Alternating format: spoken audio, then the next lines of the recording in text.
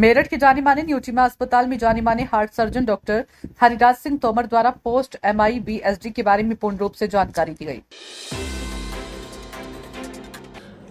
Doctor साहब, आपका परिचय जानना चाहूँगा। मैं डॉक्टर हरिराज सिंह तोमर, कार्डियोलॉजिस्ट इन न्यूट्रीमा हॉस्पिटल मेरठ। डॉक्टर साहब, आज आपने प्रेस कॉन्फ्रेंस का आयोजन किया था। वो प्रेस कॉन्फ्रेंस करने का क्या विषय था और उससे क्या उपलब्धि आपको प्राप्त हुई है?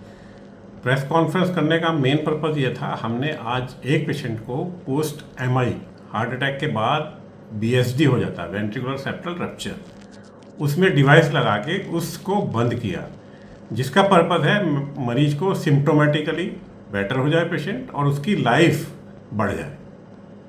और इसके अंदर जो मरीज में डिवाइस इम्प्लांट किया गया है, इससे मरीज को कितने % उपलब्धि, मतलब वो अपनी लाइफ को किस एज में आपने उसका ये ट्रांसप्लांट ये किया है, इसमें जो डिवाइस को प्लांटेशन किया है? ये पेशेंट को हार्ट अटैक हुआ था लगभग 8-9 महीने पहले। क्या उम्र थी मरीज की? मरीज की उम्र 60 साल थी। और इसको 8-9 महीने के बाद, क्योंकि उसको सिम्टम्स हो रहे थे, फिर हमने स्टेथो लगाया तो हमें एक एबनॉर्मल साउंड सुनाई दी, जिसको मरमर बोलते हैं जी।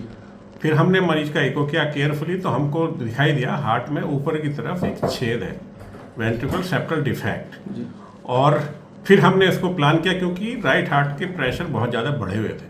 प्लान किया कि हम इसको बंद करेंगे, राइट हार्ट के प्रेशर कम होंगे, पेशेंट की क्वालिटी ऑफ लाइफ बेटर होगी, पेशेंट की लाइफ बढ़ेगी, इसलिए हमने इसको डिवाइस किया।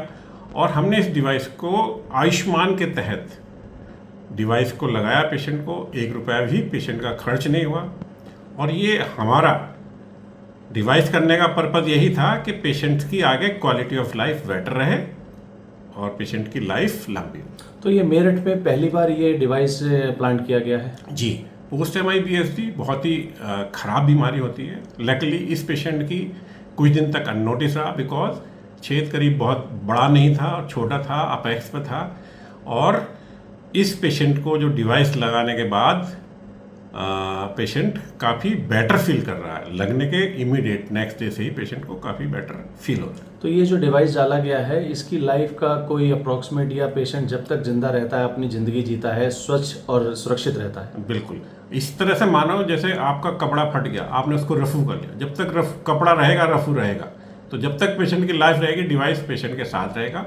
और उसको जो ब्लड का ट्रांसफ्यूजन था एक चैम्बर से, हाई प्रेशर चैम्बर से लो प्रेशर चैम्बर में जो ब्लड जा रहा था, वो रुक जाता है।